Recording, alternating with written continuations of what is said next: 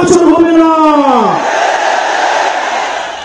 সেই আওয়ামী লীগ আমাদের দাড়ি টুপিওয়ালা ভাইদেরকে বাইতুল মুকাররমের সামনে থেকে টেনে টেনে রাস্তায় নামিয়ে এনেছিল, সেই আওয়ামী লীগের পুনর্বাসন হবে না।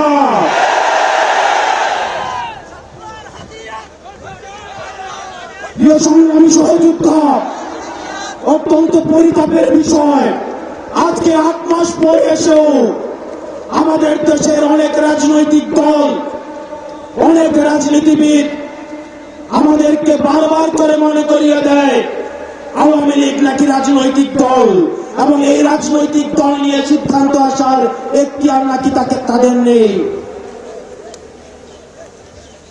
ডক্টর মোহাম্মদ ইউনূস গত কিছুদিন আগে বলেছেন আগামী নির্বাচনে আওয়ামী লীগ অংশগ্রহণ করবে কি করবে না সেটি সিদ্ধান্ত নাকি আওয়ামী লীগের।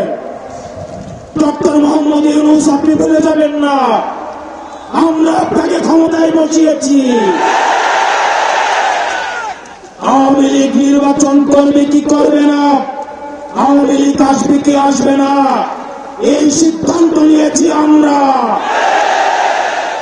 আওয়ামী লীগ মারা গিয়েছে বাংলাদেশে, আর জানাজা হয়েছে দিল্লিতে। আমার ভাই আপনার এবং শহীদ আবু আলিফের রাস্তার উপরে পাড়া দিয়ে এই আওয়ামী লীগ বাংলাদেশে আসবে না। এই সংস্কার আমাদের দেশের সবচেয়ে বড় সংস্কার, আওয়ামী লীগকে নিষিদ্ধ করতে হবে। কিন্তু অথবা নেই, আচ্ছা দেখছি এরকম কিছু নেই, আওয়ামী লীগকে নিষিদ্ধ করতেই হবে। আপনারা ভুলে গেলে চলবে না, আওয়ামী লীগ কোন রাজনৈতিক দল নয়। ৭১ পরবর্তী সময়ে আপনারা দেখেছেন শেখ মুজিব সর্বপ্রথম বাকশাল কায়েম করে গণতন্ত্রকে গলাকে হত্যা করেছে। এই বাকশালী দিয়ে ৩০,০০০ জাসদ কর্মীকে হত্যা করে সারা বাংলাদেশে কসাইতন্ত্র কায়েম করেছে। আওয়ামী লীগের লুটপাটের কারণে আপনারা দেখেছেন ৭৪-এ দুর্ভিক্ষে ১৫ লক্ষ মানুষ মারা গিয়েছে। RICL TMX, যুগের পর যুগ স্থাপনা থাকে মজবুত। আমরা বারবার করে বলতে চাই আওয়ামী লীগ কোন রাজনৈতিক দল নয়, আওয়ামী লীগ হচ্ছে একটি সন্ত্রাসী সংগঠন। এই সন্ত্রাসী সংগঠনকে নিষিদ্ধ করার মধ্য দিয়েই আমরা সংস্কার দেখতে চাই। একই সাথে সাথে সাপ্লাই যে হত্যাকাণ্ড হয়েছে, আমরা আপনাদের কাছে অনুরোধ জানাবো এই সাপ্লাই হত্যাকাণ্ডে যারা শহীদ হয়েছে আজকের এই মঞ্চ থেকে এই শহীদের লিস্ট আপনারা জাতির সামনে প্রকাশ করুন।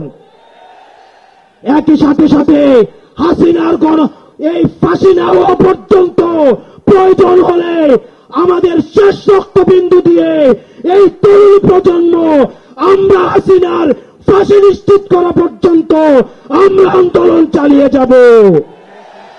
এবং নারী সংস্কার নিয়ে যেই কনসার্ন আপনাদের কাছ থেকে এসেছে, আমরা চাই ডক্টর মোহাম্মদ ইউনূস এই কনসার্নগুলোকে আপনি অতি সত্বর অ্যাড্রেস করবেন এবং অপ্রয়োজনীয় যে সংস্কারগুলো রয়েছে সেটিকে পাশ কাটিয়ে প্রয়োজনীয় যে সংস্কারগুলো রয়েছে যেটির মধ্য দিয়ে নারীদের অধিকার নিশ্চিত হয়, যেটির মধ্য দিয়ে নারীদের সম্মান নিশ্চিত হয় এবং আমাদের দেশের ধর্মীয় এবং কালচারাল সাংস্কৃতিক যে সম্মান অক্ষুণ্ণ থাকে, সেই অধিকারগুলো সেই সংস্কারগুলোতে আপনাকে জোর দেওয়ার জন্য আহ্বান জানাচ্ছি।